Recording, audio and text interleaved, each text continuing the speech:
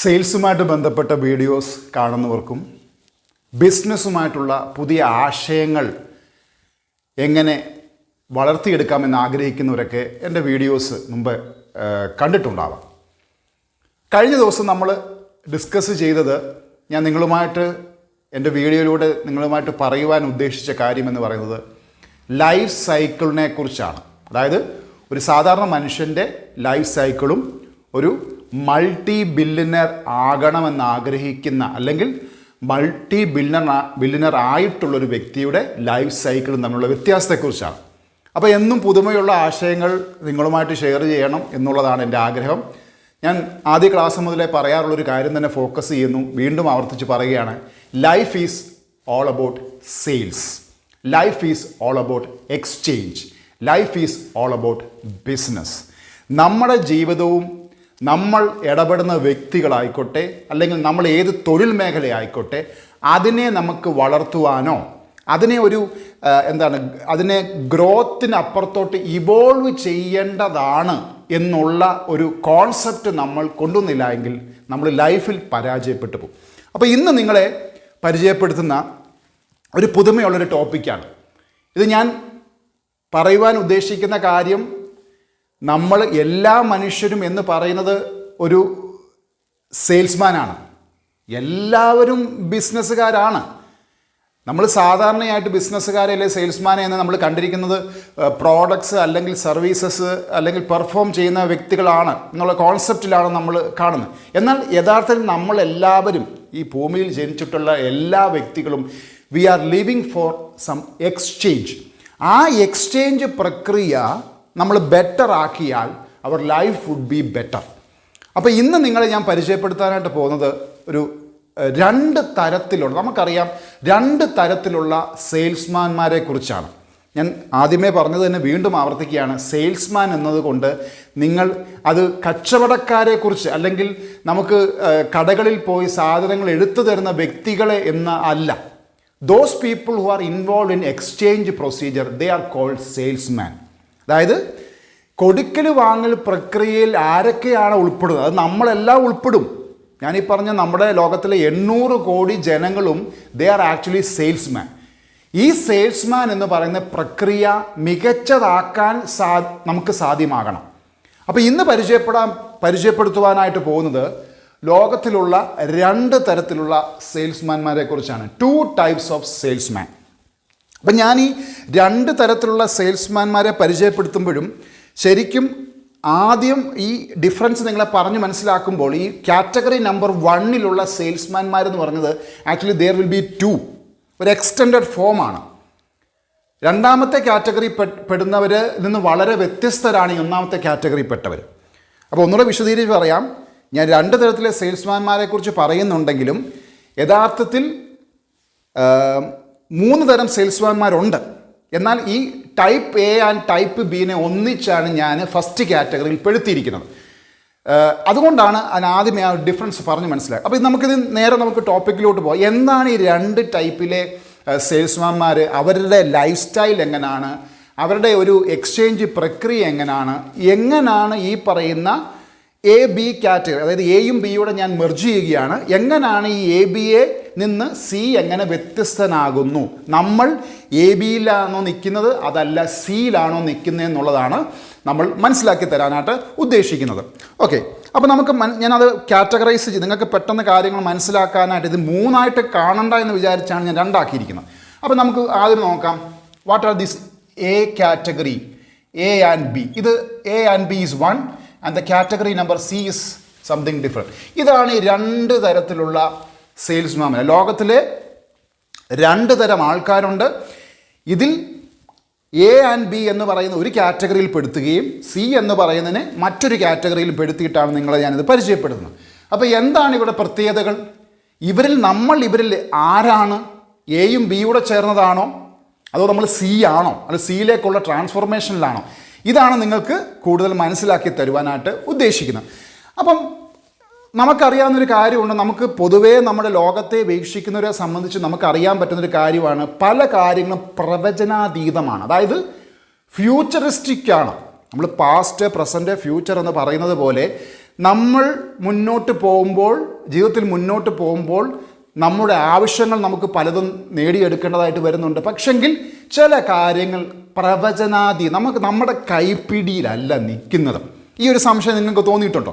അപ്പോൾ ഇതിൻ്റെ ഒരു വിശദീകരണം, ഇത് എവിടെയാണ്, ആർക്കാണ് ഈ പറയുന്ന കാര്യങ്ങൾ പ്രവചിക്കാൻ പറ്റുന്നത്, അല്ലെ ആരാണ് ഇത് നടപ്പിലാക്കുന്നത്, ആരാണ് ഇതിൻ്റെ വിക്ടിംസ്?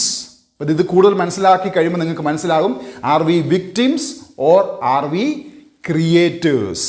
നമ്മൾ വിക്ടിം മൈൻഡ് സെറ്റ് ഉള്ളവരാണോ അതോ ക്രിയേറ്റർ മൈൻഡ് സെറ്റ് ഉള്ളവരാണോ എന്നുള്ളതാണ് വിശദീകരിക്കാനായിട്ട് പോകുന്നത്. ഈ പറയുന്ന എ ആൻഡ് ബി, ഞാൻ മുമ്പ് പറഞ്ഞു 3 തരത്തിലെ സെയിൽസ്മാൻമാരുണ്ടെങ്കിലും കാറ്റഗറി 1 എന്ന് പറയുന്നതിന് ഞാൻ ഒന്നിച്ചിട്ടിരിക്കുകയാണ് എ ബി. അപ്പോൾ അവരുടെ ഫീച്ചേഴ്സ് നിങ്ങൾ ഒരു 2 തരത്തിലെ ആളുകളായതുകൊണ്ടാണ് ഞാൻ മെർജ് ചെയ്തിട്ടിരിക്കുന്നത്. ഓക്കെ, എന്താണ് എ ബി കാറ്റഗറിപ്പെട്ടവർ പ്രത്യേകത? ഇവരെന്ന് പറയുന്നത് actually they belong to old school. A B കാറ്റഗറിപ്പെട്ടവർ they belong to old school. Old school എന്ന് പറയുന്നത് ഇവരുടെ തോട്ട് പ്രോസസ്സ് എന്ന് പറയുന്നത് എന്താ, അതിനകത്ത് ഒരു ലീനിയർ രീതിയിലാണ് അവർ പോകുന്നത്. അതായത് ഒരു ഡയറക്ഷൻ എന്ന് പറയുന്നത് സ്ട്രെയിറ്റ് ആയിരിക്കും, ആ സ്ട്രെയിറ്റ്നെസ്സിലായിരിക്കുള്ളൂ. അതിനകത്ത് പ്രത്യേകിച്ച് അങ്ങോട്ടുമില്ല ഇങ്ങോട്ടുമില്ല, ഒരു സ്ട്രെയിറ്റ്, ഇത് നേരെ അങ്ങ് പോവുക എന്നുള്ളത്. ഇത് ഈ പറയുന്ന A B category old school കാറ്റഗറിപ്പെട്ടവർ. സി എന്ന് പറയുന്നത് ന്യൂ സ്കൂളാണ്. എന്താണ് ന്യൂ സ്കൂൾ എന്ന് പറയുമ്പോഴത്തേന്? എന്താണ് ഓൾഡ് സ്കൂളും ന്യൂ സ്കൂളും തമ്മിലുള്ള വ്യത്യാസം? ന്യൂ സ്കൂൾ എന്ന് പറയുന്നത് അവർ ക്രിട്ടിക്കൽ തിങ്കിങ് ഉള്ളവരാണ്, ദേ ഹാവ് ക്രിയേറ്റീവ് തിങ്കിങ് ഉള്ളവരാണ്, സ്കിൽ സെറ്റ്സ് ഉള്ളവരാണ്, ഇന്നൊവേഷൻ ഉള്ളവരാണ്, പുതുമയുള്ളതിനെ അവർ ചേർത്ത് പിടിക്കുന്നവരാണ്, ഇവർ മാറ്റങ്ങൾ ആഗ്രഹിക്കുന്നവരാണ്. എന്താണ് അപ്പോൾ ഓൾഡ് സ്കൂൾ എന്ന് പറയുമ്പം? എ ആൻഡ് ബി കാറ്റഗറിപ്പെട്ട ഓൾഡ് സ്കൂൾ എന്താ ചെയ്യുന്നത്? അവർക്ക് പരമ്പരാഗതമായിട്ടുള്ള ട്രഡീഷണൽ ആയിട്ടുള്ള മാറ്റങ്ങളെ ആഗ്രഹിക്കാത്ത ആളുകൾ, ആ മൈൻഡ് സെറ്റ് ഉള്ള ആൾക്കാരാണ് ഓൾഡ് സ്കൂൾ കാറ്റഗറിപ്പെട്ട. ഇവർ മാറാൻ തയ്യാറല്ല. അതായത് കാലഘട്ടം അനുസരിച്ചുള്ള, നമ്മൾ പറയാറുണ്ട് കാലം മാറുമ്പം കോലം മാറും. ഇവർ കോലം മാറാൻ തയ്യാറല്ല. ഇവർ എപ്രകാരമാണോ അവരുടെ ലൈഫ് സ്റ്റൈലിൽ മുന്നോട്ട് കൊണ്ടുപോകുന്നത് അത് തന്നെ ഇവർ തുടരുന്നു. എന്നാൽ ന്യൂ സ്കൂളിനെ സംബന്ധിച്ച് അവർ മാറ്റങ്ങൾക്ക് വിധേയരാകാൻ ആഗ്രഹിക്കുന്നില്ല. അതുകൊണ്ടാണ് ഞാൻ പറഞ്ഞത്, സെയിൽസ്മാൻ എന്ന് പറയുമ്പോൾ there are 2 types of people, the 2 types of salesmen in the world. Category number 1, അവർക്ക് മാറ്റങ്ങൾ ആഗ്രഹിക്കുന്നില്ല. ഇന്നലകളിൽ എന്താണോ ഉള്ളത് അതുപോലെ തന്നെ, ഇന്നുകളെ അവർ അപ്രീഷിയേറ്റ് ചെയ്യുന്നില്ല. ഇന്നലകളിൽ എന്താണോ അത് തന്നെ ഇന്ന്, ഇത് തന്നെ നാളെ.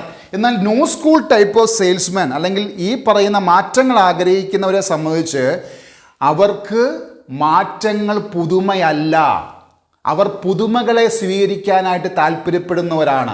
ഇതിൻ്റെ ഒരു വ്യത്യാസം അടുത്ത ഘട്ടത്തിലോട്ട് പോകുമ്പോൾ നിങ്ങൾക്ക് കൂടുതൽ മനസ്സിലാവും. അപ്പോൾ ഈ പറയുന്ന ഓൾഡ് സ്കൂൾ എന്ന് പറയുന്ന ആ കോൺസെപ്റ്റിൽ വിശ്വസിക്കുന്നതിനെ സംബന്ധിച്ച് അവർ ഗ്രോത്ത് മാത്രമാണ് ഫോക്കസ് ചെയ്യുന്നത്. ഗ്രോത്ത്, വളർച്ച എന്ന് പറയുന്ന ഒരു കാറ്റഗറി മാത്രമാണ്. വളർച്ച, അത് ഫിസിക്കൽ വളർച്ച അല്ലെങ്കിൽ നമ്മുടെ ബോഡി, നമ്മൾ പ്രത്യക്ഷത്തിൽ കാണുന്ന എന്താണോ അതുമാത്രമാണ് ശരിയെന്നാണ് അവർ വിചാരിക്കുന്നത്. അപ്പം നമ്മുടെ ന്യൂ സ്കൂൾ എന്താണ്? ഈ പറയുന്ന ന്യൂ സ്കൂൾ എഡ്യൂക്കേഷൻ ലെവലിൽ ചിന്തിക്കുന്നവരെ സംബന്ധിച്ച് എന്താണ്? അവരെ സംബന്ധിച്ച് അവർ ഗ്രോത്ത് അല്ല ആഗ്രഹിക്കുന്നത്, അവർക്ക് ഗ്രോത്ത് അല്ല.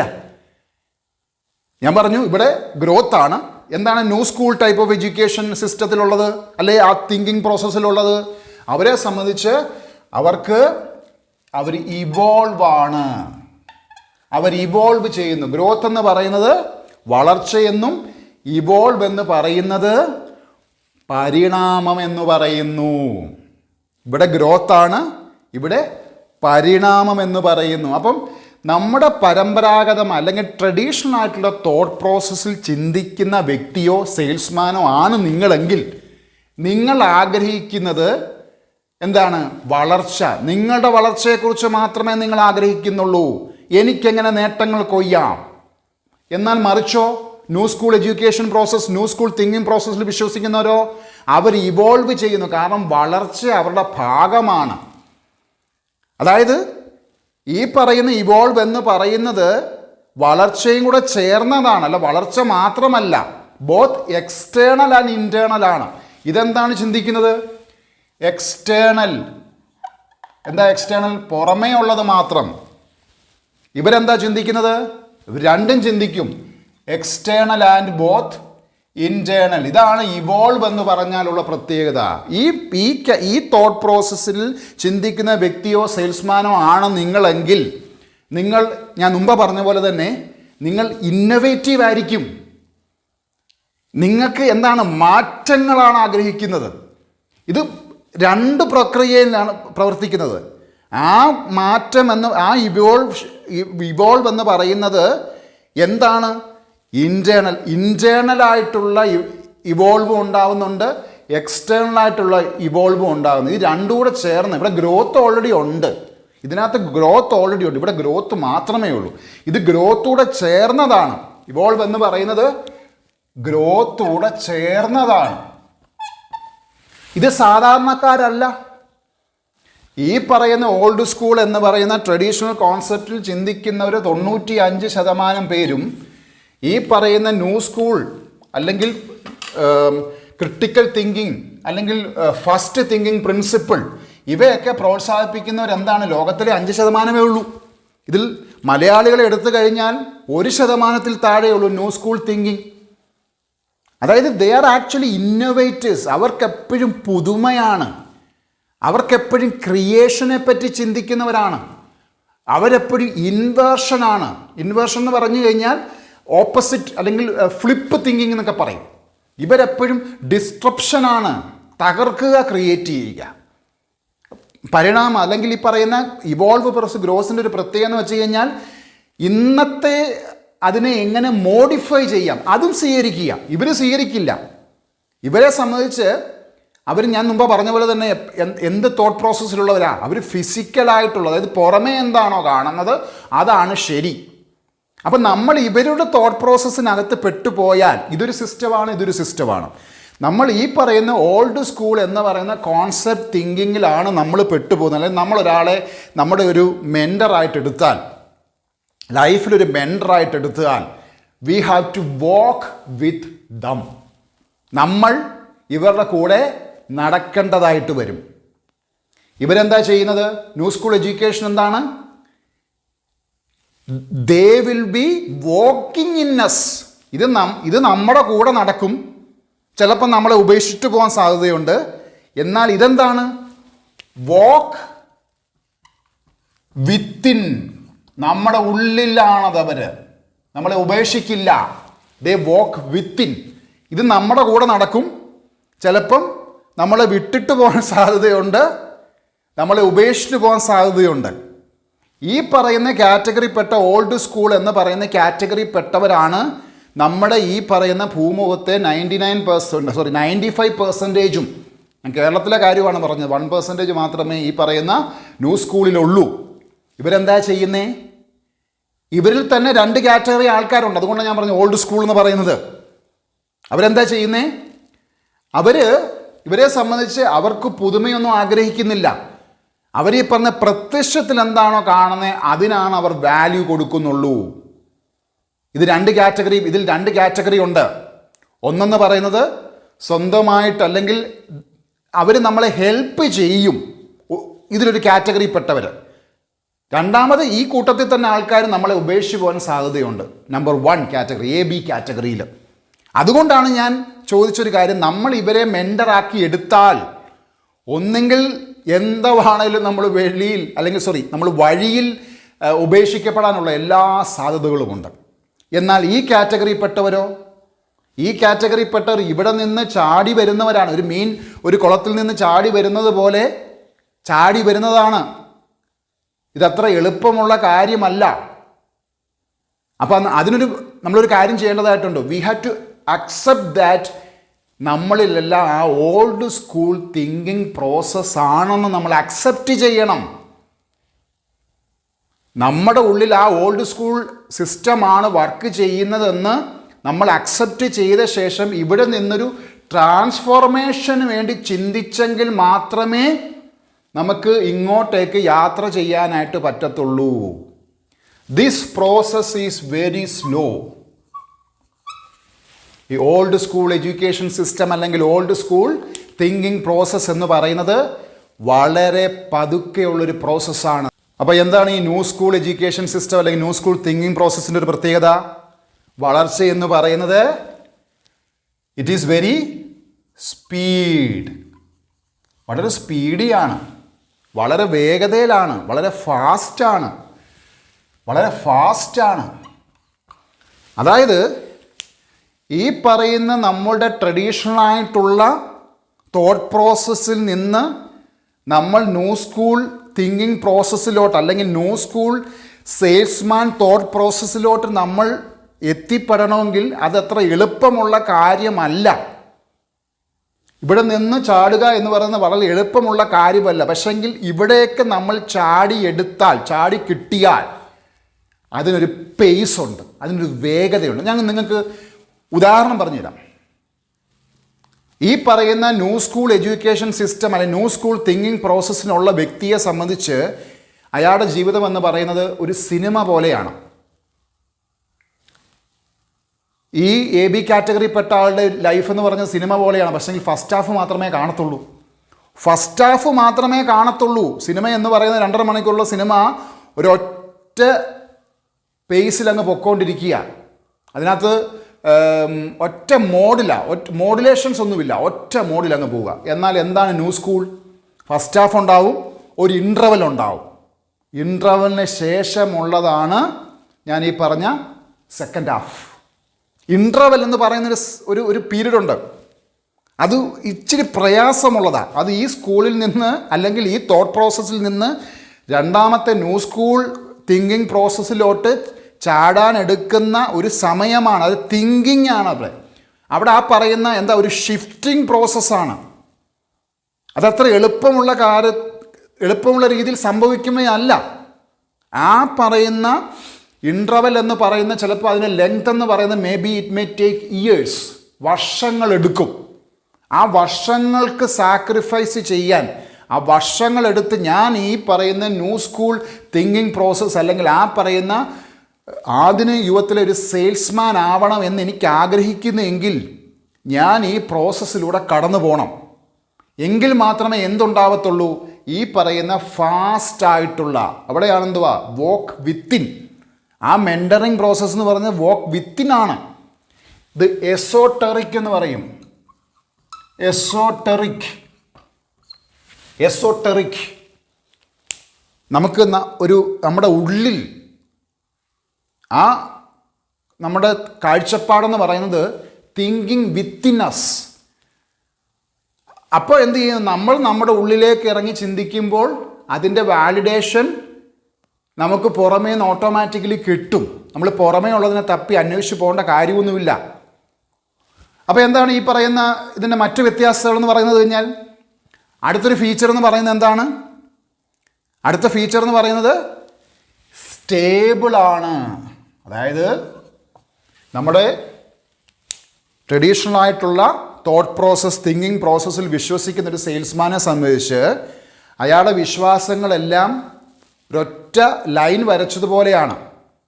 അയാൾ കാണുന്ന കസ്റ്റമേഴ്സിനെ അല്ലെങ്കിൽ ക്ലയൻസിനെ സംബന്ധിച്ച് അവരുടെ എന്തോ എക്സ്റ്റേണലായിട്ടുള്ള ആഗ്രഹങ്ങൾ സാധിക്കാൻ വരുന്നതായിട്ട് മാത്രമേ കാണുന്നുള്ളൂ. എന്നാൽ നമ്മുടെ ന്യൂ സ്കൂൾ സിസ്റ്റത്തിൽ എന്താ ഉള്ളത്? അയാളെ സംബന്ധിച്ച് എക്സ്റ്റേണൽ മാത്രമല്ല, ബോത്ത് ഇൻറ്റേണൽ ആൻഡ് എക്സ്റ്റേണൽ. അവർ ഫിസിക്കൽ പ്രോഡക്റ്റോ സർവീസോ മേടിക്കാൻ അല്ല അവർ വന്നതെന്നേ. അത് ഞാൻ എൻ്റെ പ്രോസസ്സിൽ കൂടെ, എൻ്റെ ഡെലിവറിങ് പ്രോസസ്സിലൂടെ, എൻ്റെ ക്ലോസിങ് സ്കിൽസിലൂടെ, എൻ്റെ സെല്ലിംഗ് മെത്തഡോളജിയിലൂടെ ഞാൻ എന്ത് ചെയ്യുന്നു? അവരുടെ ഇമോഷനെ ഞാൻ ടച്ച് ചെയ്യുന്നു, അവരുടെ പെയിൻ പോയിൻറ്റ്സിനെ ഞാൻ ടച്ച് ചെയ്യുന്നു. വിൽപ്പന എന്ന് പറയുന്നത് it's an process, both external and internal. ഞാൻ അവരുമായിട്ടൊരു ട്രേഡ് നടത്തുമ്പോൾ ഞങ്ങൾക്ക് 2 പേർക്കും സന്തോഷം കിട്ടുകയാണ്. ഇവിടെ എന്താണ് സംഭവിക്കുന്നത്? You are pushing the product. ഒരു ട്രഡീഷണൽ ആയിട്ടുള്ള തോട്ട് പ്രോസസ്സ് അല്ലെങ്കിൽ ഈ പറയുന്ന കാറ്റഗറിപ്പെട്ട വ്യക്തികൾ, അത് നമ്മുടെ ലൈഫിൽ ഞാൻ എപ്പോഴും പറയാറുള്ളതല്ല, this is all about our life. നമ്മുടെ ലൈഫിലും നമ്മൾ ബന്ധങ്ങൾ സ്ഥാപിക്കുമ്പോൾ we are pushing our emotions. ഇവിടെ എന്താ ചെയ്യുന്നത്? ഇമോഷൻസിനെ പുഷ് ചെയ്യുവല്ല, they are not pushing any product. ആ പറയുന്ന ഇമോഷൻസുമായിട്ടൊരു ഹാർമണി നമ്മൾ കീപ്പപ്പ് ചെയ്യുവാണ്. ഓക്കെ, ഈ പറയുന്ന സ്റ്റേബിൾ മൈൻഡ് സെറ്റ്, ഇവിടെ പറയുന്ന ആ ഓൾഡ് സ്കൂൾ എഡ്യൂക്കേഷൻ സിസ്റ്റം അല്ലെങ്കിൽ തിങ്കിങ് പ്രോസസ്സിൽ എന്താണ്? The thought process is stable. അതിനകത്ത് പ്രത്യേകിച്ച് ചലനങ്ങളൊന്നുമില്ല. ഞാൻ മുമ്പ് പറഞ്ഞ പോലെ തന്നെ എന്താണ് നമ്മുടെ ലക്ഷ്യം? സാധനങ്ങൾ വാങ്ങിക്കുക, അല്ലെങ്കിൽ ഒരു ഡിജിറ്റൽ പ്രോഡക്റ്റ് പുഷ് ചെയ്യുക. സ്റ്റേബിൾ മൈൻഡ് സെറ്റാണ്. എന്നാൽ എന്താണ് ഈ പറയുന്ന സി കാറ്റഗറി, ന്യൂ ജനറേഷൻ, അവരെ പറയുന്നത് നമ്മുടെ ന്യൂ ടൈപ്പ് ഓഫ് സെയിൽസ്മാൻ എന്ന് പറയും. ന്യൂ ടൈപ്പ് ഓഫ് സെയിൽസ്മാൻ, ഇവർക്ക് we can call them as intuitive. These are intuitive salesmen. And what about this one? These are normal salesmen. അപ്പോൾ intuitive category പെട്ടുന്ന സെയിൽസ്മാൻമാരുടെ പ്രത്യേകത എന്താണ്? They are both evolving and growing. They both എന്താണ്? External internal validation ഉണ്ടാവും. പിന്നെന്താണ്? Mentor ആരാണ്? They walk within. പിന്നെന്താണ്? They are faster, സ്പീഡാണ്. ഇവരുടെ ഉള്ളിൽ എസോട്ടറിക് തോട്ട്സ് ആണ് വർക്കൗട്ട് ആകുന്നത്. അപ്പോൾ ഇവിടെ സ്റ്റേബിളാണ്. നോർമൽ കാറ്റഗറിപ്പെട്ട ഒരു സെയിൽസ്മാൻ അല്ലെങ്കിൽ ട്രഡീഷണൽ ആയിട്ടുള്ള സെയിൽസ്മാൻ, അവരുടെ മൈൻഡ് സെറ്റ് എന്ന് പറയുന്നത് സ്റ്റേബിൾ മൈൻഡ് സെറ്റാണ്. ഇവിടെ എന്താണ്? അൺസ്റ്റേബിൾ ആണ്. അൺസ്റ്റേബിൾ എന്ന് പറഞ്ഞു കഴിഞ്ഞാൽ ഇറ്റ് ഈസ് ഫ്ലെക്സിബിൾ. എന്താണ് ഫ്ലെക്സിബിളിൻ്റെ ഒരു പ്രത്യേകത എന്ന് വെച്ച് കഴിഞ്ഞാൽ എന്തിനോടും പൊരുത്തപ്പെടും. ഇവിടെ ഈ പറയുന്ന സ്റ്റേബിൾ എന്ന് പറഞ്ഞാൽ എന്തുവാ? ഒരു കാറ്റഗറിയാണ്. എന്തായിരുന്നു? ഞാൻ ഫിസിക്കൽ പ്രോഡക്റ്റ് പുഷ് ചെയ്യുക, എനിക്ക് അവരൊരു വൺ ടൈം കസ്റ്റമറാണ്, അവർ പർച്ചേസ് ചെയ്യാൻ വന്നത് എൻ്റെ പ്രോഡക്ട്സ് അല്ലെങ്കിൽ എൻ്റെ കടയിൽ നിന്ന് വന്ന പ്രോഡക്ട്സ് പർച്ചേസ് ചെയ്യാൻ വന്നു, അല്ലെങ്കിൽ ഒരു ഡിജിറ്റൽ പ്രോഡക്റ്റ് എടുത്തു, ഇനി അവരുമായിട്ട് യാതൊരു ബന്ധത്തിൻ്റെ ആവശ്യമില്ല. എന്നാൽ ഈ പറയുന്ന ഇൻഡ്യൂട്ടീവ് ടൈപ്പ് സെയിൽസ്മാനെ സംബന്ധിച്ച് അവർ ഫ്ലെക്സിബിളാണ്. എന്ത് ഫ്ലെക്സിബിളാണ്? ഇന്ന് വരുന്നവൻ നാളെയും വരണം, നാളെ വരുന്നവൻ അവൻ്റെ നെറ്റ്വർക്കിലുള്ള എല്ലാ ആളുകളെയും എന്നിലേക്ക് ആകർഷിക്കണം, അതൊരു സർക്കിൾ പൂർത്തീകരിക്കണം. They are actually intuitive. ഇവർ അൺസ്റ്റേബിളാണ്, ഫ്ലെക്സിബിളാണ്. അവരെന്തിനേയും സ്വീകരിക്കും, അവരിലേക്ക് വരുന്ന എന്തിനേയും സ്വീകരിക്കും. അവരിൽ നിന്ന് പോകുന്നത് അവർക്ക് വിഷയമല്ല, തേടിപ്പിടിക്കണം നിർബന്ധമൊന്നുമില്ല. ഇവരെ സംബന്ധിച്ച് എന്തുവാ? ഞങ്ങളിലേക്ക് വരുന്നവർ മാത്രമാണ് ഞങ്ങളുടെ കസ്റ്റമർ എന്നവർ പറയുന്നത്. അപ്പോൾ നമ്മുടെ ഈ പറയുന്ന ഓൾഡ് സ്കൂൾ തിങ്കിങ് പ്രോസസ്സിൽ ചിന്തിക്കുന്നവരെ സംബന്ധിച്ച് അവർക്ക് ഇമ്പ്രൂവ്മെൻ്റ് ഒന്നും അവർ ആഗ്രഹിക്കുന്നില്ല. അതായത് ഞങ്ങൾ എങ്ങനെയാണോ പോകുന്നത് ആ രീതിയിൽ തന്നെ പോവുക. What about this one? Intuitive എന്തുവാ? They want change. അവർ മാറ്റങ്ങളെ ആഗ്രഹിക്കും, മാറ്റങ്ങളോട് പൊരുത്തപ്പെടും. ഇനിയും ഈ പറയുന്ന കാറ്റഗറി നമ്പർ, നമ്മുടെ ഓൾഡ് കാറ്റഗറിപ്പെട്ട സെയിൽസ്മാൻമാർ അല്ലെങ്കിൽ ആ ഓൾഡ് പ്രോസസ്സിൽ ചിന്തിക്കുന്നതിനെ സംബന്ധിച്ച് ദേ ആർ ആക്ച്വലി പ്രഡിക്റ്റബിൾ. എന്താണ് പ്രഡിക്റ്റബിൾ? നമുക്ക് അവരുടെ ജീവിതശൈലി എന്ന് പറയുന്നത് പ്രഡിക്റ്റ് ചെയ്യാൻ കഴിയും, നമുക്ക് നേരത്തെ പ്രവചിക്കാൻ കഴിയും. മനുഷ്യരുടെ ഒരു പ്രത്യേകത എന്താണ്? നമ്മൾ ആളുകളെ നമുക്ക് പെട്ടെന്ന് ഐഡൻറ്റിഫൈ ചെയ്യാനായിട്ട് കഴിയും. ഏത് മനുഷ്യനാണെങ്കിലും നമ്മൾ വാലിഡേറ്റ് ചെയ്യുന്നത് പെട്ടെന്ന് ആളുകളെ നമ്മൾ വാലിഡേറ്റ് ചെയ്യുന്നത് അവരുടെ എക്സ്റ്റേണലായിട്ടുള്ള അവരുടെ ഫീച്ചേഴ്സ് വെച്ചിട്ട്, അല്ലെങ്കിൽ നമ്മൾ അവരുടെ മെൻ്റലി നമ്മുടെ മെമ്മറിയിൽ നമ്മൾ ചിന്തിക്കുക, ഇയാളെ ഞാൻ നേരത്തെ എവിടെ വെച്ച് പരിചയപ്പെട്ടതാണ്, അല്ലെങ്കിൽ ഇയാളുമായിട്ടുള്ള എൻ്റെ മുൻ പരിചയം എന്താണ്, ഇതൊക്കെയാണല്ലോ നമ്മുടെ മെൻ്റൽ പ്രോസസ്സിലൂടെ നമ്മൾ വർക്കൗട്ട് ആക്കുന്നത് ഒരു സാധാരണ മനുഷ്യനെ സംബന്ധിച്ചാണ്. അപ്പോൾ എന്താണ് ഇവരെ സംബന്ധിച്ച്? അവരെ സംബന്ധിച്ച് അവരെങ്ങനെയാണ് ബിഹേവ് ചെയ്യുന്നത് നമുക്ക് പ്രഡിക്റ്റ് ചെയ്യാൻ കഴിയും. നമ്മൾ ചിലപ്പോൾ ഒരു 3-4 വർഷത്തിന് ശേഷവും നമുക്ക് അവരുമായിട്ട് സൗഹൃദത്തിലെത്താൻ വലിയ പ്രയാസമൊന്നുമില്ല. ഇൻഡ്യൂട്ടീവ് മൈൻഡ് സെറ്റിലുള്ള ആൾക്കാരെ ദേ ആർ അൺപ്രഡിക്റ്റബിൾ. എന്താണ് അൺപ്രഡിക്റ്റബിൾ എന്ന് വെച്ചാൽ? ദേ ആർ അൺപ്രഡിക്റ്റബിൾ എന്ന് വെച്ചാൽ പ്രവചനാതീതമാണ്. അതായത് പ്രവചനാതീതം എന്ന് പറഞ്ഞു കഴിഞ്ഞാൽ അവരെങ്ങനെ ബിഹേവ് ചെയ്യുന്നെന്നറിയത്തില്ലെന്നല്ല. അവർക്കൊരു കസ്റ്റമറെയോ ക്ലയൻറ്റിനെയോ കാണുമ്പോഴത്തേന് അവർ കസ്റ്റമറൈസ്ഡ് ആണ്. ഇവിടെ എന്താണ്? ഒരു കസ്റ്റമറെ കാണുമ്പോൾ അയാൾ എന്താണ് എന്നുള്ളത് നമ്മൾ ഓൾറെഡി മനസ്സിൽ കണക്കുകൂട്ടി വെച്ചിരിക്കുക. ഇവിടെ സെയിൽസ് നടക്കാനുള്ള സാധ്യതകൾ വളരെ കുറവാണ്. ഓൾഡ് സ്കൂൾ തിങ്കിങ് ആണെങ്കിൽ ഇവിടെ സെയിൽസ് നടക്കാൻ സാധ്യത വളരെ കുറവാണ്. അൺപ്രഡിക്റ്റബിൾ എന്താണ്? ബട്ട് ഇയാൾ ആരുമായിട്ടും ചേർന്നു. Why? Because he wants to know what the client is all about.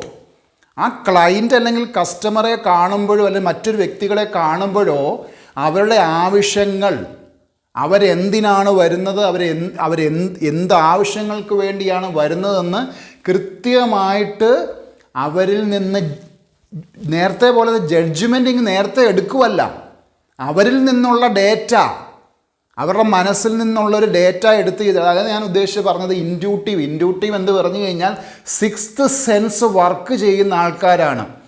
ഒരു ഹഞ്ച് എന്നൊക്കെ നമ്മൾ പറയാറുണ്ട്, ഗട്ട് ഫീലിംഗ് എന്നൊക്കെ പറയാറുണ്ട്. Why? Because they are applying psychology and spirituality. ഇവിടെ എന്താണ് ഉപയോഗിക്കുന്നത്? ഇൻഡ്യൂട്ടീവ് സെയിൽസ്മാനെ സംബന്ധിച്ച് അവർ ഉപയോഗിക്കുന്ന തന്ത്രം എന്ന് പറയുന്നത് ബോത്ത് സൈക്കോളജി ആൻഡ് സ്പിരിച്വാലിറ്റി. ഇവിടെ ഫിസിക്കൽ മാത്രമേ ഉള്ളൂ. ഓൾഡ് സ്കൂളിൽ, നമ്മുടെ ട്രഡീഷണൽ ഓൾഡ് സ്കൂൾ, അത് പ്രത്യക്ഷത്തിൽ എന്ത് കാണുന്നോ അപ്പോഴേക്കും കസ്റ്റമറിന് അങ്ങ് വിലയിടുക. അയാൾ ഇന്ന കാര്യം മേടിക്കാൻ വന്നതാണ്, അത് അയാളിലേക്ക് അങ്ങ് പുഷ് ചെയ്ത് കൊടുക്കുക. ഇവരെന്താ ചെയ്യുന്നത്? അവർക്ക് ആ വരുന്ന കസ്റ്റമർ അല്ലെ ക്ലയൻറ്റിനെ സംബന്ധിച്ച് ആ ക്ലയൻറ്റിൻ്റെ മുഴുവൻ ഡീറ്റെയിൽസ് അവരുടെ മെമ്മറിയിലോട്ട് വിത്തിൻ സെക്കൻഡ്സ് ഫീഡ് ചെയ്യാനായിട്ട് കഴിയും. ആളുകളെ പഠിച്ചിട്ടാണ് ഇവർ വരുന്നത്. ഇൻഡ്യൂട്ടീവാണ്. ആളുകളുടെ എല്ലാ A to Z കാര്യങ്ങൾ ഇൻക്ലൂഡിങ് ദാറ്റ് കംപ്ലീറ്റ് ഡേറ്റ, ആ ഡേറ്റ വെച്ചിട്ടാണ്. ഡേറ്റ എന്ന് ഉദ്ദേശിക്കുന്നത് നിങ്ങൾ ഡിജിറ്റൽ ഡേറ്റ അല്ല ഞാൻ പറഞ്ഞത്. ഒരാൾ കടന്നു വന്നാൽ ബോഡി ലാംഗ്വേജ് വെച്ച് അയാളുടെ പേഴ്സണാലിറ്റി അളക്കാൻ കഴിയും, അയാളെ സംബന്ധിച്ച് അയാളുടെ വാണ്ട്സ് അളക്കാൻ കഴിയും, അയാളുടെ നീഡ്സ് അളക്കാൻ കഴിയും, അയാളുടെ പെയിൻ പോയിൻറ്റ്സ് അളക്കാൻ കഴിയും. അയാളോട് നല്ല രീതിയിൽ കമ്മ്യൂണിക്കേറ്റ് ചെയ്ത് കഴിഞ്ഞാൽ തത്ത പറയുന്ന പോലെ സർവ്വ കാര്യങ്ങളും ഇങ്ങനെ അങ്ങ് പറയും. പിന്നെ ഇത് വെച്ചിട്ട് എന്ത് ചെയ്താൽ മതി? നമ്മുടെ അയാളുടെ ആവശ്യങ്ങൾ കണ്ടുപിടിച്ചാൽ മതി. അപ്പം ഒരു പ്രോഡക്റ്റ് മേടിക്കാൻ വരുന്ന ഒരാളെ സംബന്ധിച്ച് ചിലപ്പം he will be buying more products. Why? Because ഇവിടെ ഞാൻ പറഞ്ഞു, ഇവിടെ എന്താ ഉപയോഗിക്കുന്നത്? Both psychology and spirituality, both are inner factors. ഇവിടെ എന്താണ്? എക്സ്റ്റേണൽ ആയിട്ടുള്ള ഫിസിക്കലായിട്ടുള്ള കാര്യം മാത്രമേ അവർ ജഡ്ജ് ചെയ്യുന്നുള്ളൂ. മറ്റൊരു പ്രത്യേകത എന്താണ്? റെക്കഗ്നൈസിങ് ഇവരുടെ patterns. They will be having some patterns. അതായത് ഈ പറയുന്ന ഓൾഡ് സ്കൂൾ എഡ്യൂക്കേഷൻ സിസ്റ്റത്തിലുള്ള സെയിൽസ്മാനോ സാധാരണ ഒരു വ്യക്തിയെ സംബന്ധിച്ചോ they will be having some patterns. ഇത് കസ്റ്റമർക്ക് പെട്ടെന്ന് ഐഡൻറ്റിഫൈ ചെയ്യാൻ പറ്റും. What are the patterns? Patterns പറഞ്ഞാൽ നമ്മൾ വിചാരിക്കുന്ന നമ്മുടെ ക്ലയൻസ് അല്ലെ കസ്റ്റമേഴ്സ് എന്ന് പറയുന്നത് കുറേ സാധനങ്ങൾ വാങ്ങിക്കാൻ വരുന്ന ബുദ്ധി ഇല്ലാത്തവരാന്ന അല്ല. അവരും വന്ന് നമ്മളെ അളക്കും, അവരും വന്ന് നമ്മളോട് എന്ത് ചെയ്യും? നെഗോഷിയേറ്റ് ചെയ്യും, അവരും വന്ന് നമ്മളെ കൺഫ്യൂസ്ഡ് ആക്കും. അപ്പം they can predict the patterns of the salesman also. അപ്പോൾ എന്താ സംഭവിക്കുന്നത്? ഇപ്പം നിങ്ങൾ അങ്ങോട്ട് പുഷ് ചെയ്യാൻ അല്ലെങ്കിൽ നിങ്ങൾ പ്രോഡക്ട്സ് വാങ്ങിക്കാൻ ശ്രമിക്കുമ്പോഴും ഇവൻ എന്തിനാണ് എന്നിലേക്ക് ആ പ്രോഡക്ട്സ് പുഷ് ചെയ്യുന്നതെന്ന് അപ്പുറത്ത് നിൽക്കുന്ന ക്ലയൻറ്റിന് മനസ്സിലാവും. അപ്പോൾ അവരെന്ത് ചെയ്യും? അതിനനുസരിച്ച് പ്രതിരോധവും സൃഷ്ടിക്കും. ഇൻഡ്യൂട്ടീവ് സെയിൽസ്മാൻ എന്താ ചെയ്യുന്നേ? അവന് he is not having any patterns, non patterns ആയിരിക്കും. അതായത് ഇൻഡ്യൂട്ടീവ് സെയിൽസ്മാൻ്റെ സ്വഭാവ രീതി ക്ലയൻസിന് പിടികിട്ടത്തില്ല. വൈ? ബിക്കോസ് ഇയാളുടെ പാറ്റേൺ പിടികിട്ടത്തില്ല. പക്ഷേ ഇയാൾക്ക് എന്ത് ചെയ്യാൻ കഴിയും? വരുന്ന ക്ലയൻസിൻ്റെ പാറ്റേൺ ഇയാൾക്ക് കണ്ടുപിടിക്കാൻ കഴിയും. ഞാൻ ഇവിടെ പറഞ്ഞ വ്യത്യാസം മനസ്സിലായെന്ന് വിചാരിക്കുന്നു. കാറ്റഗറി A ആൻഡ് B പെടുന്ന ഒരു സെയിൽസ്മാനെ സംബന്ധിച്ച് അയാളുടെ പാറ്റേൺ അനുസരിച്ച് എന്ത് ചെയ്യുന്നുണ്ട്? നമ്മുടെ കസ്റ്റമർ കയ്യോടെ പിടിക്കും ഇയാളുടെ പാറ്റേൺ. ഇവിടെ എന്താണ്? ഇൻഡ്യൂട്ടീവ് സെയിൽസ്മാൻ്റെ പാറ്റേൺ പിടിക്കില്ല. ഇവർക്ക് കസ്റ്റമേഴ്സ് അല്ലെ നമ്മുടെ ക്ലയൻസിൻ്റെ പാറ്റേൺ അറിയാം. Why? Because he has 6th sense. ഈ 6th സെൻസ് ഉള്ള ഒരു സെയിൽസ്മാൻ ആകുന്നില്ല എങ്കിൽ, ഈ 6th സെൻസ് ഉള്ളൊരു ഹ്യൂമൻ ബീയിങ് ആയിട്ട് നമ്മൾ ഇവോൾവ് ചെയ്യുന്നില്ല എങ്കിൽ ഇനിയുള്ള ലോകത്തെ കാര്യങ്ങൾ വളരെയധികം പ്രയാസകരമായിരിക്കും. ഇതാണ് ഞാൻ പറയാനായിട്ട് ഉദ്ദേശിച്ചത്. അതായത് ഈ ഇൻഡ്യൂട്ടീവ് മൈൻഡ് സെറ്റുള്ളൊരു വ്യക്തിയായിട്ട് നമ്മൾ മാറാൻ കഴിയുന്നില്ല എങ്കിൽ ഈ കാണുന്ന ലോകത്തിൻ്റെ അല്ലെങ്കിൽ നമ്മുടെ ഭൂമിയിലുള്ള മാറ്റങ്ങൾക്ക് നമ്മൾ അടിമപ്പെട്ടു പോകും. അതാണ് ഈ കാറ്റഗറി 1 എന്ന് പറയുന്നത്. ഇവന് മറ്റുള്ളവൻ എന്താ ചിന്തിക്കുന്നതെന്ന് അറിയാൻ പറ്റുന്നില്ല. ഇൻഡ്യൂട്ടീവിന് എന്തറിയാം? മറ്റുള്ളവരുടെ ചിന്താഗതി അനുസരിച്ച് അവൻ്റെ രീതികളിൽ അവൻ മാറ്റം വരുത്തും. ചോദ്യങ്ങൾക്കനുസരിച്ച് ഉത്തരവും, ഉത്തരങ്ങൾക്കനുസരിച്ച് ചോദ്യങ്ങൾ മാറ്റാനുള്ള കപ്പാസിറ്റി ആർക്കാ ഉള്ളത്? ഇൻഡ്യൂട്ടീവ് മൈൻഡ് സെറ്റ് ഉള്ളവനാണ്, ഇൻഡ്യൂട്ടീവ് സെയിൽസ്മാൻ ആണുള്ളത്. നമ്മൾ ലോകത്തിലുള്ള ആളുകളെ ശ്രദ്ധിച്ചാൽ തന്നെ നമുക്കറിയാം, നമുക്ക് വളരെ പെട്ടെന്ന് നമുക്ക് ഇവരുടെ കാര്യങ്ങൾ പിടികിട്ടാനായിട്ട് പറ്റും. അത് ഞാനൊരു എക്സാമ്പിൾ സഹിതം ഞാൻ നിങ്ങളോട് പറയാം. ഈ പറയുന്ന AB കാറ്റഗറിയിൽപ്പെട്ട ആളുകൾ, അല്ലെങ്കിൽ ഈ കാറ്റഗറിയിൽപ്പെട്ട സെയിൽസ്മാന്മാർ എക്സ്റ്റേണൽ, ഞാൻ മുമ്പ് പറഞ്ഞ പോലെ എക്സ്റ്റേണലാണ്. അവരെ സംബന്ധിച്ച് അവരാളുകളെ വിലയിരുത്തുന്നത് എക്സ്റ്റേണൽ വാലിഡേഷൻ എന്ന് പറയും. എന്താ ഉദ്ദേശിക്കുന്നത്? എന്താണ് എക്സ്റ്റേണൽ വാലിഡേഷൻ എന്ന് പറയുന്നത്? ഇവരെ സംബന്ധിച്ച് അവർ ആളുകളെ, മറ്റുള്ളവരെ മനസ്സിലാക്കുന്നത് അവരുടെ ഭൗതിക സ്വത്ത് മാത്രം കണ്ടുകൊണ്ട് മാത്രമാണ്. അതുതന്നെ ഞാൻ പറഞ്ഞ ഉദാഹരണം. അതായത് ഈ സെയിൽസ്മാന്മാരായിക്കോട്ടെ, സാധാരണ ആളുകളായിക്കോട്ടെ, ഞാനിത് മിങ്കിൾ ചെയ്ത് പറയുന്നത് എന്താണെന്ന് ചോദിച്ചു കഴിഞ്ഞാൽ രണ്ട് കൂട്ടർക്കും പ്രയോജനപ്പെടാൻ വേണ്ടിയാണ് പറയുന്നത്. സെയിൽസ്മാന്മാർ മാത്രമല്ല, സാധാരണക്കാരും ഈ പറയുന്ന ഓൾഡ് സ്കൂൾ എഡ്യൂക്കേഷൻ സിസ്റ്റമാണ്. ഇവരെന്താ ചെയ്യുന്നത്? അവർ മറ്റുള്ളവരെ പരിചയപ്പെടുമ്പോൾ അല്ലെങ്കിൽ മറ്റുള്ളവരെ വിലയിരുത്തുന്നത് അവരുടെ പണം, സ്വത്ത്, വാഹനം, അതായത് എക്സ്റ്റേണൽ പദവി, ഈ എക്സ്റ്റേണൽ ആയിട്ടുള്ള തിങ്സ് വെച്ചുള്ള വാലിഡേഷനെ കുറിച്ച് മാത്രമേ ഇവർ വിലയിരുത്താറുള്ളൂ. എന്നാൽ ഇൻഡ്യൂട്ടീവ് മൈൻഡ് സെറ്റ് ഉള്ള ഒരു സെയിൽസ്മാൻ എന്താ ചെയ്യുന്നത്? അവരെ സംബന്ധിച്ച് ഞാൻ മുമ്പ് പറഞ്ഞ പോലെ തന്നെ internal validation plus external validation, അവിടെ എന്ത് ചെയ്യുന്നു? They have an psychological, philosophical and spiritual validation നടത്തും. അതായത് അവർക്ക് അവരെക്കുറിച്ച് നല്ല ബോധ്യം ഉള്ളത് കൊണ്ട് തന്നെ മറ്റുള്ളവരെ വിലയിരുത്താൻ വളരെ എളുപ്പമാണ്. ഇവിടെ എന്താണ്? ഇവനെ സ്വയം ഒരു നോ ദൈ സെൽഫിനെ കുറിച്ചുള്ള വിവരമില്ലാത്തത് കൊണ്ട്, അല്ലെങ്കിൽ ബോധ്യമില്ലാത്തത് കൊണ്ട് ഇവനെന്താ ചെയ്യുന്നത്? മറ്റു മനുഷ്യരെ, അല്ലെങ്കിൽ ഞാൻ സെയിൽസ്മാൻ എന്ന കോൺസെപ്റ്റ് പറയുകയാണെന്നുണ്ടെങ്കിൽ ഈ പറയുന്ന കസ്റ്റമറെയൊക്കെ അവരുടെ പുറമേയുള്ള ഭംഗി കണ്ടിട്ടോ, പുറമേയുള്ള അവരുടെ ആ അപ്രോച്ച് കണ്ടിട്ടോ ആണ് ഇയാൾ വിലയിരുത്തി അവർക്ക് വിലയിടുന്നത്. ഇവിടെ എന്താണ് പറയുന്നത്? ഇവിടെ തിരിച്ചാണ്. സൈക്കോളജിക്കൽ, ഫിലോസഫിക്കൽ ആൻഡ് സ്പിരിച്വൽ ആസ്പെക്റ്റോട് കൂടിയാണ് അവരെ അപ്രോച്ച് ചെയ്യുന്നത്. അതുകൊണ്ട് എന്ത് ചെയ്യുന്നു? ഇവരുമായിട്ടുള്ള റിലേഷൻഷിപ്പ് വളരെ പെട്ടെന്ന് അവർക്ക് ഉണ്ടാക്കിയെടുക്കാനായിട്ട് കഴിയുന്നു. ആളും തരവും അറിഞ്ഞ് സംസാരിക്കുന്നവനാണ് എന്താണ് ഇൻഡ്യൂട്ടീവ് സെയിൽസ്മാൻ എന്ന് പറയുന്നത്. ഇവരെ സംബന്ധിച്ച് എന്തുവാ? അവർ ഓൾറെഡി ഫിക്സ് ചെയ്ത് കഴിഞ്ഞു, അയാൾ ഇങ്ങനാണ്.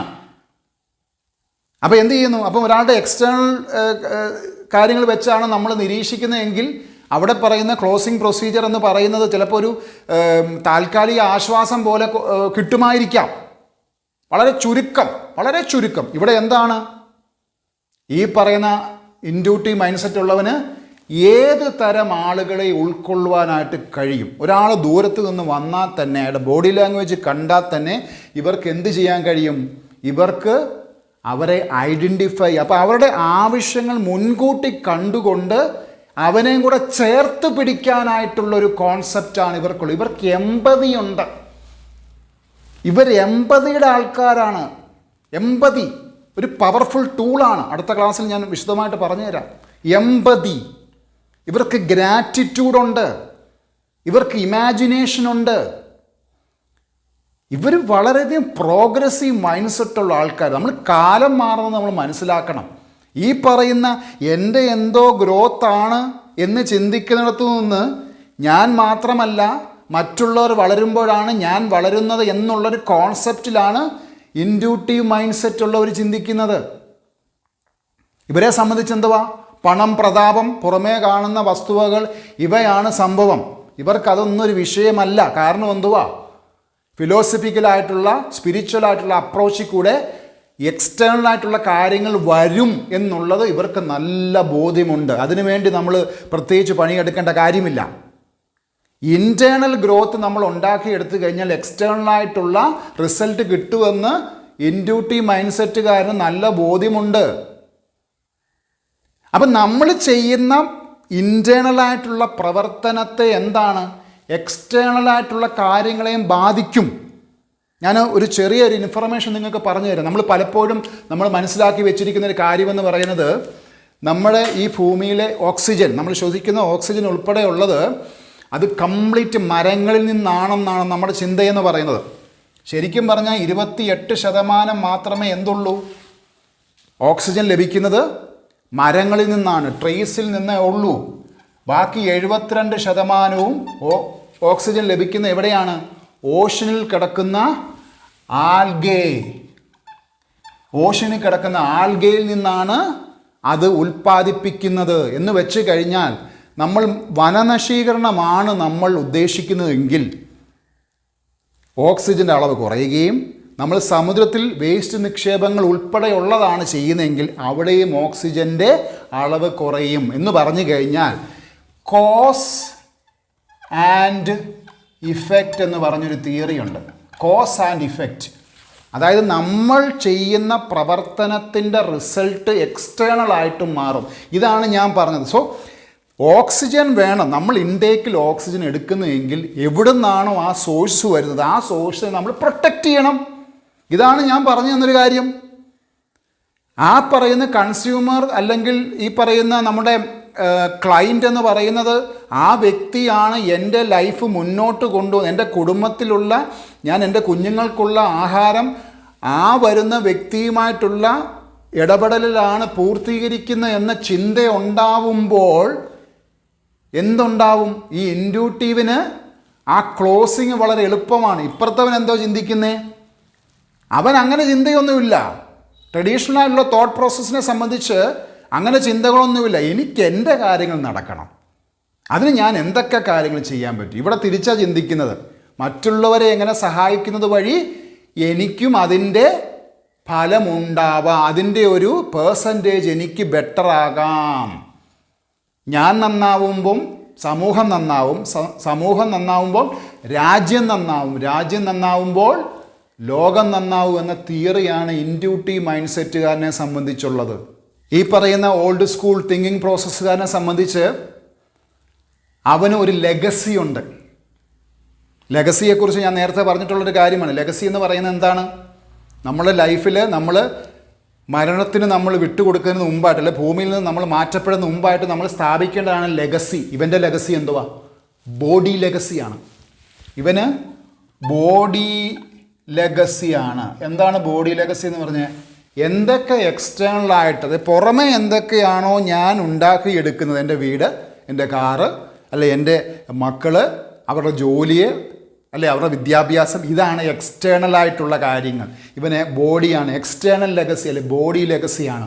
എന്താണ് ഇൻഡ്യൂട്ടീവ് മൈൻഡ് സെറ്റുകാരനെ സംബന്ധിച്ച്, ഫ്യൂച്ചറിസ്റ്റിക്കായിട്ട് ചിന്തിക്കുന്നതിനെ സംബന്ധിച്ച് അവന് സോൾ ലെഗസിയാണ്. എന്താണ് സോൾ ലെഗസി? കേട്ടിട്ടുണ്ടോ? സോൾ ലെഗസി എന്ന് പറഞ്ഞാൽ അവൻ ഇൻറ്റേർണൽ വാലിഡേഷനാണ്, അല്ലെങ്കിൽ കാണാത്തതിനാണ് അവൻ പ്രാധാന്യം കൊടുക്കുന്നത്. ഇത് ബോഡിയാണ്, കാണുന്നവ. കാണുന്നവയ്ക്ക് പ്രാധാന്യം കൊടുത്തുകൊണ്ടിരുന്നു കഴിഞ്ഞാൽ ഈ കാണുന്നവ നശിച്ചു പോയാൽ നമ്മൾ എന്ത് ചെയ്യും? സോൾ ലെഗസി എന്താ ചിന്തിക്കുന്നത്? കാണുന്നവയെക്കാട്ടിൽ, അതായത് പ്രത്യക്ഷത്തിൽ കാണുന്നവയെക്കാട്ടിൽ കാണാത്തവയാണ്, അൺസീനാണ്. അതുകൊണ്ട് എന്താണ് ഈ സോൾ ലെഗസിയിൽ ചിന്തിക്കുന്നതിനെ സംബന്ധിച്ച് അയാൾ ഭൂമിയിൽ നിന്ന് കടന്നു പോകുന്നതിന് മുമ്പായിട്ട് ഒരു 10 തലമുറയ്ക്ക് ഉള്ള വഴി ഒരുക്കും. വൈ? ബിക്കോസ് അവന് മനസ്സിലായി, കാര്യം മനസ്സിലായി, ലൈഫ് എന്ന് പറയുന്ന ഒരു ജേർണി മാത്രമാണ്. There is no end. ഇയാളെ സംബന്ധിച്ച് എന്താ? മരണത്തോടു കൂടി തീർന്നു പരിപാടി. സോൾ ലെഗസിക്കാരൻ എങ്ങനെ ചിന്തിക്കുന്നു? മരണം എന്ന് പറയുന്നൊരു ഭാഗമാണെന്നും എൻ്റെ കാലശേഷം ആ യാത്ര തുടരുവാനായിട്ടുള്ള ആളുകൾ ഉണ്ടെന്നുമുള്ള ബോധ്യം അയാൾക്കുള്ളത് കൊണ്ട് എന്താണ് അയാളെ സംബന്ധിച്ച് അയാൾ എന്തു പഠിച്ചു വെക്കുന്നു? How can I acquire people? ഞാൻ എങ്ങനെ ആളുകളുമായിട്ട് കണക്റ്റഡ് ആവാം, ആളുകളുമായിട്ട് എങ്ങനെ ഇൻ്റർ കണക്റ്റഡ് ആവാം? ഇവർ ജനങ്ങളുടെ ഇടയിലുള്ളവരാണ്. അതായത് ഇവരെ സംബന്ധിച്ച് പവർ എന്ന് പറയുന്നത്, അല്ലെങ്കിൽ അവരുടെ ഊർജം എന്ന് പറയുന്നത് ജനങ്ങളാണ്. How can I build network? How can I build connections? How can I trade with people? ഇവർ പീപ്പിൾ സെൻറ്റേർഡ് ആണ്, ഇവർ സെൽഫ് സെൻറ്റേർഡ് ആണ്. സെൽഫ് സെൻറ്റേർഡ് എന്ന് പറഞ്ഞാൽ സെൽഫിഷാണ്, ഇത് സെൽഫ്ലെസ് ആണ്. ഇവർക്ക് അവരുടെ മാത്രം വാലിഡേഷനെ എടുക്കത്തുള്ളൂ, അവർക്ക് അവരുടെ മാത്രം തീരുമാനം, ഞാൻ എടുക്കുന്ന തീരുമാനം. ഈ പറയുന്ന ഓൾഡ് സ്കൂൾ ട്രഡീഷണൽ ആയിട്ടുള്ള സ്കൂൾ തോട്ട് പ്രോസസ്സിലുള്ള നമ്മുടെ മിക്ക ആളുകളും ഒരു തീരുമാനം എടുക്കുമ്പോൾ ആരോടും ചോദിക്കത്തില്ല. ആരെയും ഉൾപ്പെടുത്തത്തില്ല. അവർക്ക് അവരെടുക്കുന്ന തീരുമാനം മാത്രമാണ് പ്രധാനം. എന്നാൽ ഇൻഡ്യൂട്ടീവോ, അവരുടെ കൂട്ടത്തിലുള്ളവരോട് ചോദിക്കും, ഇവരെക്കാട്ടി ഉയർന്ന ചിന്തയുള്ള മറ്റുള്ളവരുടെ, ഇപ്പം മെൻറ്റർമാരുടെ അല്ലെങ്കിൽ ഒരു ഫിനാൻഷ്യലായിട്ടുള്ള കാര്യത്തിൽ തീരുമാനം എടുക്കുന്നു, വീട് വെക്കാൻ ഉദ്ദേശിക്കുന്നു, അവർ ഫിനാൻഷ്യൽ അഡ്വൈസറുടെ അവരിൽ നിന്ന് അഡ്വൈസ് സ്വീകരിക്കും. അതിനുവേണ്ടിയുള്ള പണം അവർ മാറ്റിവെക്കും. ഇവരെന്ത് ചെയ്യും? ലോൺ കിട്ടുമല്ലോ, എനിക്കുണ്ടല്ലോ, വീട് പണിയാനുള്ള ആശയം എൻ്റെ മുമ്പിലുണ്ടല്ലോ, അതനുസരിച്ച് പ്രവർത്തിക്കും. ഇവർ പരാജയപ്പെടും. ലൈഫിൽ ഇവർക്ക് പരാജയമാണ്, പരിപൂർണ പരാജയം. ഇവരെ കണ്ടുപഠിച്ചാൽ ലൈഫ് മുന്നോട്ട് പോകത്തില്ല. ഇവിടെ കംപ്ലീറ്റ് ഞാൻ പറഞ്ഞു തരാം. ഇത് പരാജയം. ഇവിടെ എന്താണ്? ജയം. ഇവിടെ ജയമാണ്. നിങ്ങൾ തീരുമാനിച്ചോ? പരാജയത്തിൻ്റെ പാത പിന്തുടരണോ, അതല്ല ജയത്തിൻ്റെ എറ്റേണലായിട്ടുള്ള, ഇമ്മോർട്ടലായിട്ടുള്ള, എവർഗ്രീൻ ആയിട്ടുള്ള ഇൻഡ്യൂട്ടീവ് സെയിൽസ്മാൻ ആകണോ? തീരുമാനം നിങ്ങളുടെയാണ്. നോട്ട്സ് എഴുതുന്നു വിചാരിക്കുന്നു. മറ്റൊരു ക്ലാസ്സിൽ കാണുമ്പോഴേക്കും നന്ദി, നമസ്കാരം.